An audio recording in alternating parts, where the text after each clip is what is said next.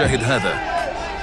بطل مغربي يتحرك كأنه محمد علي كلاي داخل الحلبة. في نزال عالمي على حزام انفيوجن، دخل المغربي إلياس النهاشي للدفاع عن لقبه أمام خصم جزائري طموح جاء ليخطف الحزام. مع بداية المواجهة اشتعلت الأجواء فوراً، سرعة، دقة، وتبادل ضربات من الطرفين، لكن النهاشي كان أكثر هدوءاً وتركيزاً.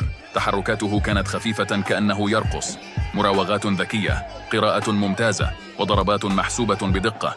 الجمهور يترقب والتوتر يزداد مع كل ثانية. الجزائري يحاول الضغط، لكن المغربي يمتص الهجوم ويرد بقوة أكبر. ثم تبدأ السيطرة، ركلات سريعة، لكمات مباشرة، وإيقاع مرعب. الخصم يتراجع، يحاول الصمود، لكن النهاشي لا يمنحه أي فرصة. وفي لحظة حاسمة